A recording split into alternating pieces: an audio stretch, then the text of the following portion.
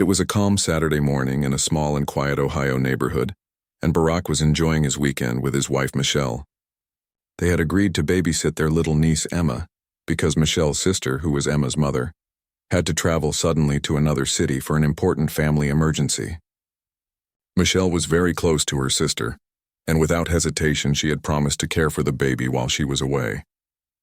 The house felt warm and lively because of Emma's presence. The sound of a children's cartoon played softly on the television, and Emma's giggles filled the living room whenever Michelle made funny faces or sang to her. Barack sat on the couch watching them with a gentle smile, admiring how natural Michelle was with the baby. For him, it was a picture of love and family, and he thought about how important these little moments were.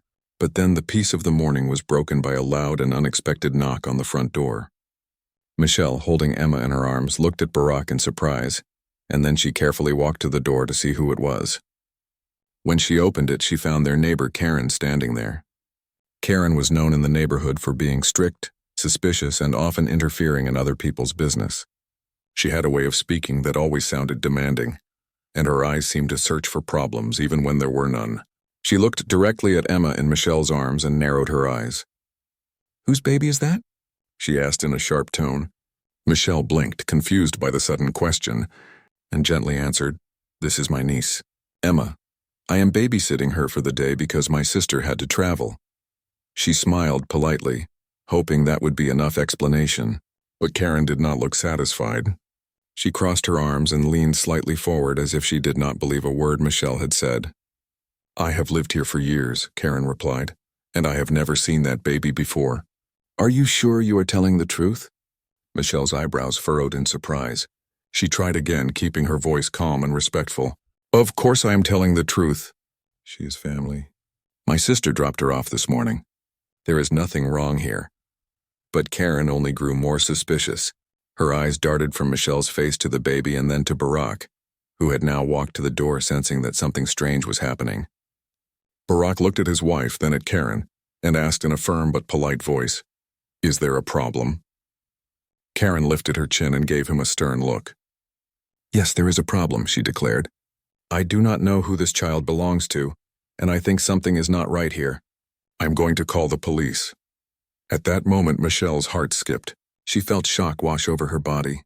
"You can't be serious," she whispered, clutching Emma closer to her chest as if protecting her from the absurd accusation. But before Michelle could say more, Karen had already pulled out her phone and dialed 911. Her voice was loud, and she spoke in a way that made it sound like she had uncovered some terrible crime. "Yes, this is an emergency," Karen said clearly so everyone around could hear. "I think there is a child here who is not safe. A couple has a baby that I do not recognize, and I believe something suspicious is happening. Please come quickly." Michelle stood frozen in the doorway, her face pale, while Emma rested her head against her shoulder, sensing the tension in the air. Barack clenched his jaw, trying to stay calm, but he could feel anger rising inside him at the injustice of the situation. He wanted to shout that Karen was wrong, that she was making a mistake, but he knew shouting would only make things worse. "Karen, this is ridiculous," Barack said slowly. "This is my wife's niece. She is family." "You are making a mistake by calling the police." Karen shook her head firmly. "If she is really your niece, then the police will sort it out. If not, then you two will have a lot of explaining to do." With that, she stepped back onto the sidewalk, phone still pressed to her ear, repeating details to the dispatcher as if she were the hero of some investigation. Michelle turned to Barack with fear in her eyes. "What do we do?" she asked softly. Barack put a hand on her shoulder. "We stay calm. We have nothing to hide. When the police come, we explain everything. We cannot let her false ideas make us lose control." But even as he spoke, he heard it. The distant wail of sirens approaching. The sound pierced the air, growing louder by the second, each note filling the street with dread. Neighbors began peeking through their windows and stepping outside to see what was happening. Michelle felt her stomach twist. She could not believe that a simple day of babysitting had turned into a neighborhood spectacle. She held Emma closer, whispering soothing words into the baby's ear, though her own voice trembled. Barack stood by the door, his heart pounding but his face calm, ready to protect his family with truth and dignity. Karen, meanwhile, stood proudly near the sidewalk, arms crossed and expression stiff as if she had just saved the day. The sirens grew louder until finally 2 police cars turned the corner and stopped in front of the house. Lights flashed and doors swung open. Officers stepped out, their hands resting on their belts, scanning the scene carefully. The neighbors leaned closer from their porches, whispering to one another. Some looked at Michelle with pity, others with curiosity. Michelle's chest tightened. She knew she had done nothing wrong, yet the sight of uniformed officers approaching her home because of a lie made her feel vulnerable in a way she had never felt before. Barack stepped forward slightly, raising his hand in a calm gesture. "Officers," he said in a steady voice. "There seems to be a misunderstanding." The officers glanced from him to Michelle, then to Karen, who wasted no time rushing forward with her story. "That baby does not belong to them," Karen insisted. "I have never seen that child in this neighborhood before, and I know everyone here. I believe something dangerous is happening." Michelle felt her throat tighten, but she stayed silent, letting Barack speak. He explained patiently, "This is my wife's niece. Her sister asked us to babysit while she traveled. We can provide proof if necessary. There is nothing unsafe happening here." The officers listened carefully, their expressions unreadable, while Karen kept shaking her head and pointing at them as if they were criminals. The tension hung heavy in the air, and everyone knew the next few moments would decide whether peace returned to the neighborhood, or whether this misunderstanding would spiral into something worse. The night after the police had left, the neighborhood slowly returned to its usual quiet. But inside Barack and Michelle's home, the atmosphere was still heavy. Because though the situation had been cleared, and the officers had confirmed that Emma truly belonged to Michelle's sister, the memory of Karen's accusations lingered like a shadow that refused to leave, and Michelle found herself replaying the scene over and over in her mind, remembering the judgment in Karen's eyes, the way the neighbors had watched, and the fear that had settled in her chest as if she had done something wrong when all she had done was take care of her niece. And as she rocked Emma to sleep that evening, she whispered softly to the baby, "Auntie loves you. Nothing will ever hurt you while I'm here." But even those words, though gentle, could not completely quiet the storm inside her heart. While Barack sat nearby scrolling through his phone but not really paying attention to anything on the screen, because he too was thinking about what had happened, his mind going over Karen's last words, that chilling warning, "This isn't finished." And he knew from the determination in her tone that she meant it, that she was not the kind of person who would simply admit she was wrong and move on. And that thought made him uneasy, because while he was confident in their innocence, he also understood how much damage a determined neighbor could do simply by spreading doubt and suspicion. And true to his fears, the next morning brought fresh troubles when Michelle stepped outside to water the small garden in front of the house, only to notice 2 of their neighbors whispering near the sidewalk, their eyes flicking toward her with uncertain expressions, and though they quickly turned away when she looked at them, the message was clear.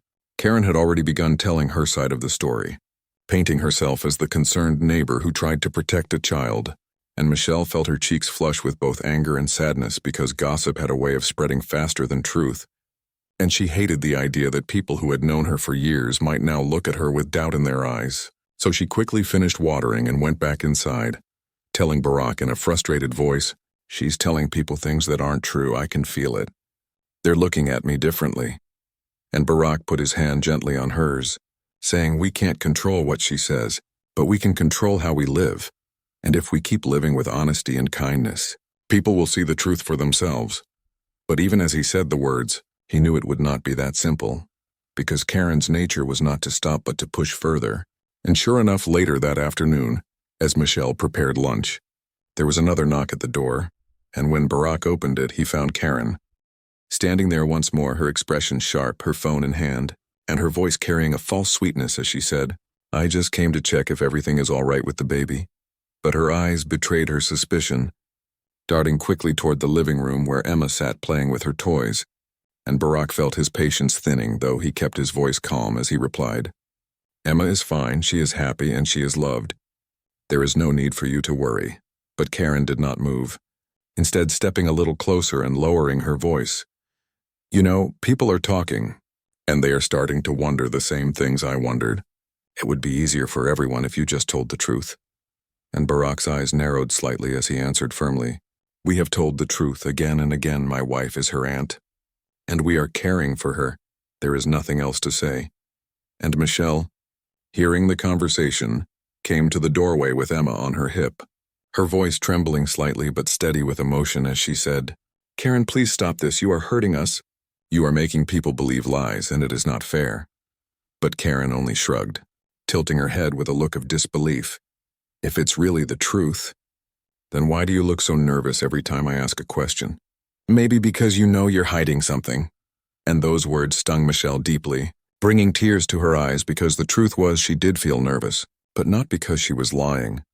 Rather because she felt trapped in a situation where her honesty was doubted no matter how clearly she spoke. And Barack quickly stepped forward, his voice more firm now. "This conversation is over. Karen, you need to go home. We will not allow you to continue harassing us. The police already confirmed everything and there is nothing left for you to say."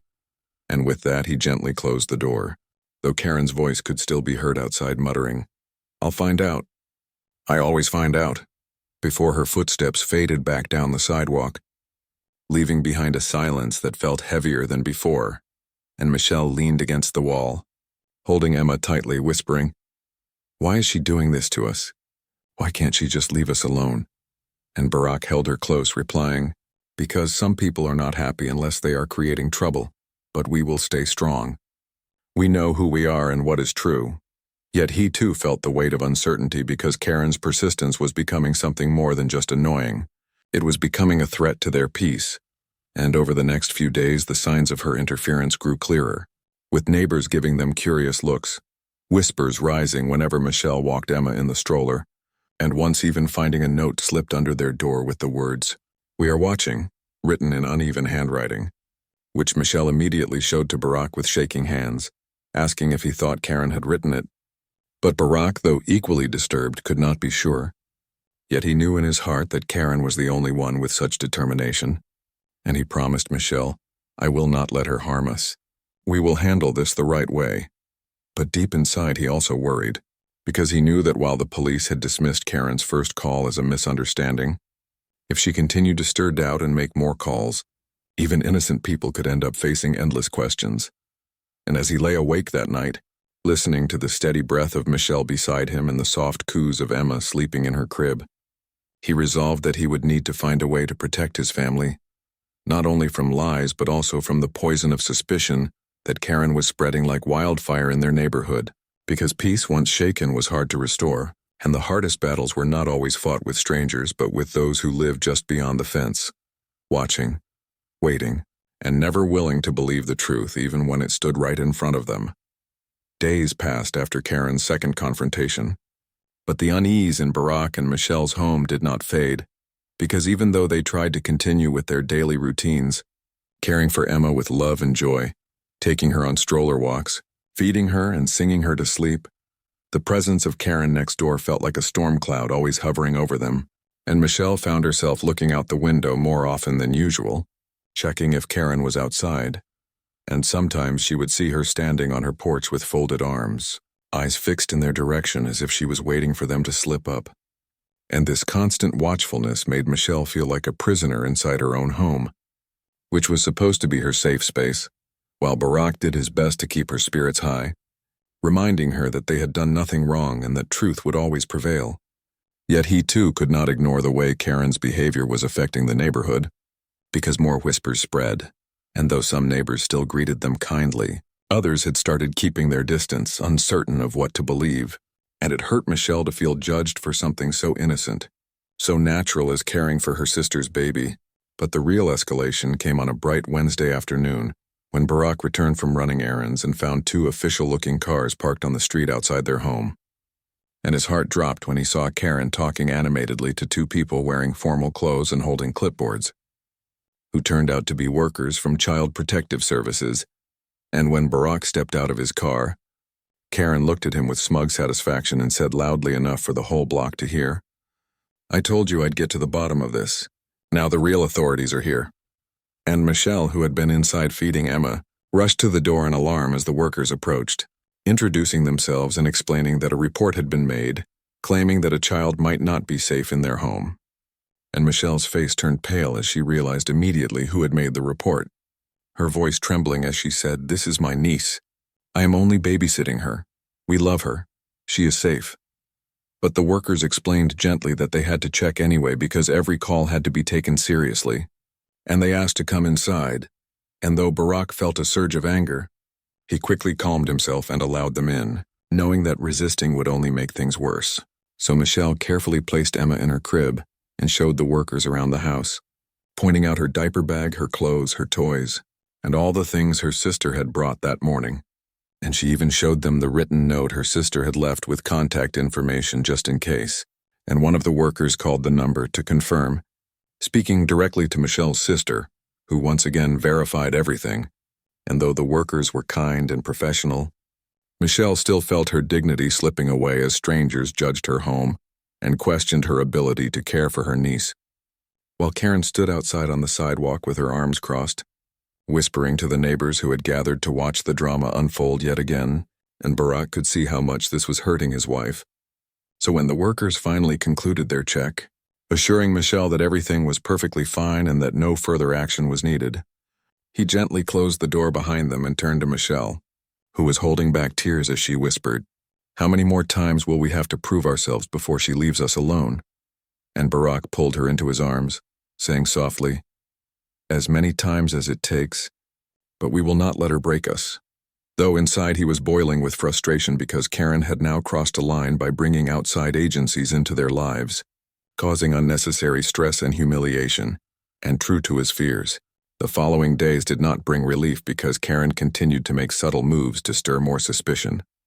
Sometimes snapping photos of Michelle while she pushed Emma's stroller, sometimes loudly commenting to neighbors that something just doesn't feel right whenever she passed by.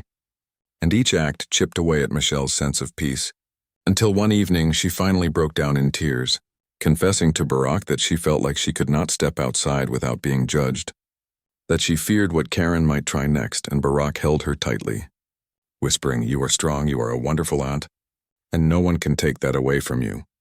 And though his words comforted her, he too worried about what escalation might follow, because people like Karen often thrived on attention and control. And indeed, the very next weekend, as Michelle's sister returned to pick up Emma, Karen came storming out of her house, pointing accusingly and shouting, "That's not her mother. They probably found someone to pretend." And before anyone could react, Karen pulled out her phone again, threatening to call the police once more, but this time Michelle's sister, tired and protective, stepped forward firmly, showing her ID and saying clearly, "I am her mother. This is my child, and my sister has been caring for her while I was away. You have no right to accuse her of anything."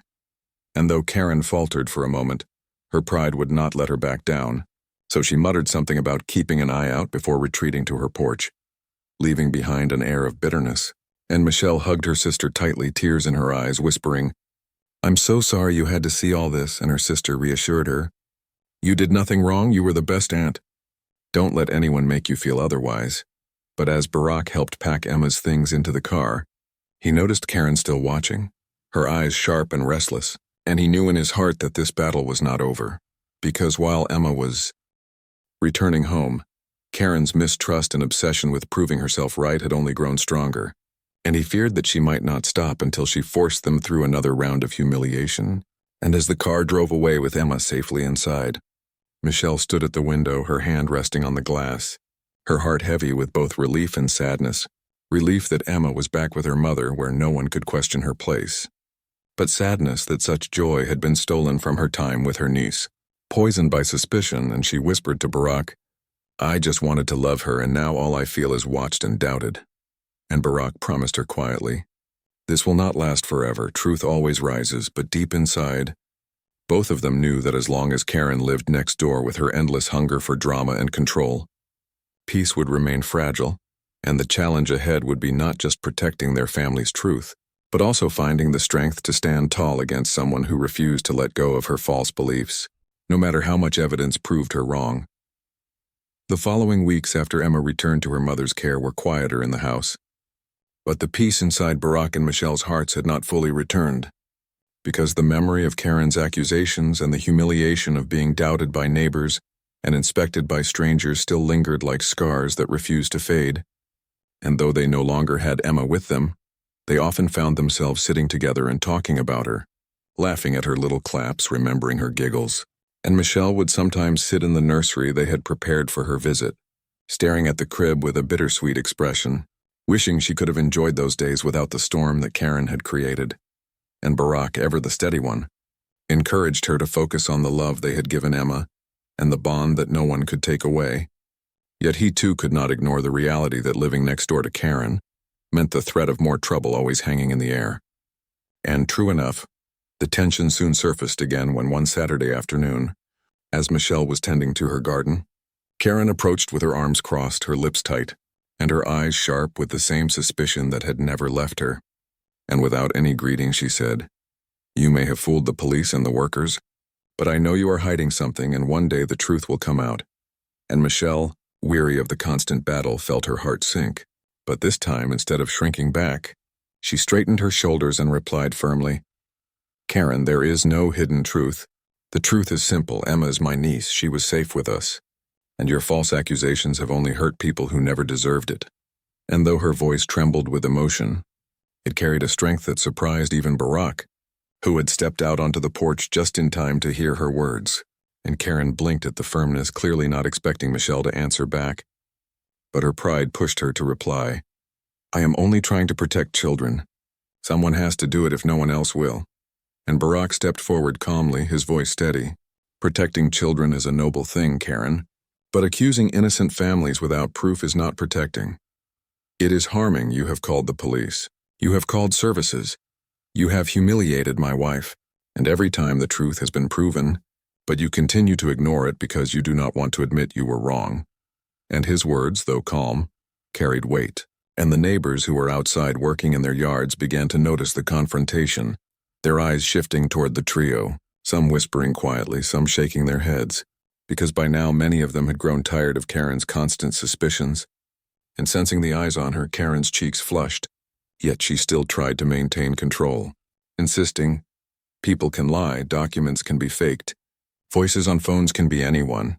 But her words sounded weaker this time, as if even she was starting to realize how far she had gone, and Michelle, her eyes filling with tears not of fear but of determination, stepped closer and said, "Karen, I cannot change your mind, but I will not let you keep tearing down my family. If you continue this, I will take action. I will not live under false accusations anymore." And the firmness in her voice silenced Karen for a moment, because it was clear Michelle had reached her limit. And Barack, standing by her side, nodded in agreement, adding, "We have been patient, we have been respectful, but patience does not mean we will allow harassment forever." And the neighbors, now listening closely, began to speak up one by one, with one older woman from across the street saying loudly, "Karen, enough is enough. They have explained everything. We all saw the police come. We all saw the workers come, and nothing was wrong. Maybe it is time you let this go." And another man added, "Yeah, this has gone too far. They are good people, and you are making the street miserable with your drama." And hearing her neighbors finally speak out, Michelle felt a rush of relief, because for the first time it was not just her and Barack against Karen's suspicions, but the community itself pushing back against her constant accusations. And Karen, caught off guard by the shift, opened her mouth as if to argue. But the murmurs around her grew louder, voices joining together, some frustrated, some firm, telling her to stop, to let go, to move on. And Karen's face reddened, her eyes darting from house to house, realizing she no longer had the support she had hoped to gather through her gossip. And though her pride would not allow her to apologize, she turned sharply and walked back toward her house, muttering under her breath, slamming her door with a force that echoed down the street. And for a long moment silence followed, broken only by the soft rustle of leaves in the wind, until finally one of the neighbors called out to Michelle and Barack, "We're sorry you had to go through all this. We know you are good people. Don't let her words get to you." And Michelle, tears rolling down her cheeks, managed a grateful smile, whispering back, "Thank you," before turning to Barack, who wrapped his arm around her and whispered softly, "It's over now. She cannot fight the truth forever."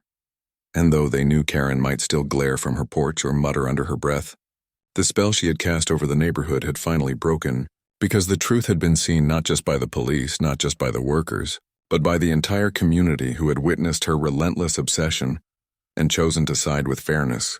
And later that evening, as the sun dipped low and painted the sky in shades of orange and gold, Michelle sat on the porch with Barack, her head resting on his shoulder, and she whispered, I never wanted a fight. I only wanted to care for my niece."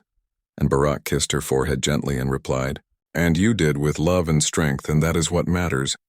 No one can erase that." And as the first stars appeared in the sky, Michelle closed her eyes, breathing deeply, finally allowing herself to feel the weight lifting. Because those scars would remain from the hurtful ordeal, she had discovered a deeper strength within herself. And with her husband by her side and the support of her community now clear, she knew that no matter how loud false voices shouted, truth would always endure, and love, quiet and steady, would always be the stronger story. The flashing lights from the police cars painted the quiet Ohio street in red and blue as the officers stepped forward with calm but serious expressions, their presence drawing more neighbors out of their homes, and Michelle felt her hands tremble slightly as she held Emma close against her chest, whispering softly to the baby who was beginning to fuss because of the noise and the strange tension all around, while Barack stood tall beside her, his face calm though his heartbeat raced inside his chest because he knew every word. Every movement from this point on would matter. And Karen stood proudly near the sidewalk as if she had orchestrated some heroic rescue, her eyes fixed on the officers like she was waiting for them to thank her for her bravery. And when one of the officers, a tall man with a steady voice named Officer James, approached the porch, he looked first at Michelle, then at Barack, and then at the baby before finally glancing back at Karen, who immediately raised her hand to point at the couple and said loudly, "That child does not belong to them, I am sure of it. I know everyone in this neighborhood and I have never seen that baby before. They are hiding something." And her words carried across the street where curious neighbors whispered to one another, some shaking their heads at Karen's dramatic tone, others simply waiting to see what would unfold. And Michelle felt her stomach tighten as she tried to gather her courage. Then finally spoke in a soft but steady voice, "Officer, this is my niece. Her name is Emma. My sister had to travel today for a family emergency and she asked me to babysit. That is all. There is nothing wrong here. I love her and I am taking care of her until my sister returns." And she gently kissed Emma's head as if to show her sincerity, while Barack added in a clear voice, "We can provide proof. My wife's sister left Emma's diaper bag with her name tag inside, and if necessary you can call her directly. She will confirm everything." And though his tone was calm, the weight of being questioned in front of so many watching eyes pressed heavily on him, but he knew staying calm was the only way to resolve this. And Officer James nodded thoughtfully, pulling a small notepad from his pocket as he asked, "Can I have your sister's phone number, ma'am?" And Michelle quickly gave it to him, her hands shaking slightly as she shifted Emma on her hip, and the officer stepped aside to make the call, while the second officer, a woman named Officer Taylor, stayed behind and continued to observe, her eyes moving between Michelle's anxious face and Karen's determined expression. And in that moment Michelle felt how fragile trust could be, how quickly a person's word could be doubted when someone else was determined to believe the worst. And Karen, noticing Michelle's unease, smirked slightly as if she was sure her suspicions would soon be proven right. But Barack noticed and his chest tightened with frustration, though he kept silent, his hand resting lightly on Michelle's shoulder to remind her that they were together in this. And then, after a few long minutes that felt like hours, Officer James returned, his phone still in hand, and he cleared his throat before addressing the group. "I spoke with the child's mother. She confirmed that Michelle is her sister, and that she asked her to babysit today while she traveled. She also provided personal details that match what we see here, so everything checks out. There is no danger to the child." And the words washed over Michelle like a wave of relief, her knees nearly weak with the sudden release of tension, and she closed her eyes briefly, holding Emma closer, whispering a silent thank you, while Barack let out a quiet breath he hadn't realized he was holding. But Karen's face hardened, and instead of accepting the truth, she raised her voice in protest. "But how do you know that woman on the phone wasn't lying? How do you know they didn't set this up? You cannot just take their word for it. You need to do more." And her voice carried across the street again, making the neighbors shake their heads, some beginning to murmur that she was taking things too far. But Karen ignored them, her focus locked on the officers, who now looked at her with a mixture of patience and slight frustration. And Officer Taylor finally stepped forward, speaking firmly but respectfully, "Ma'am, we have verified the child's identity and her relationship to this family. There is no reason to suspect anything else. Sometimes misunderstandings happen, but in this case, everything is clear." And though her tone was professional, it carried an edge that made it clear they were not interested in chasing false accusations further. But Karen shook her head furiously, insisting, "You don't understand. I know when something is wrong. And something is wrong here, I can feel it. If you don't take action, then you are failing to do your job." And her words made Michelle's heart sink again because it felt like the nightmare was refusing to end. But then Officer James turned toward Karen, his voice steady but firm. "Ma'am, we appreciate your concern, but there is no crime here. The child is safe with her family, and unless you have real evidence of wrongdoing, this case is closed." And those words finally placed a clear line in the sand. Though Karen's lips pressed tightly together in frustration as if she wanted to argue more, yet the officer's tone left no room for debate.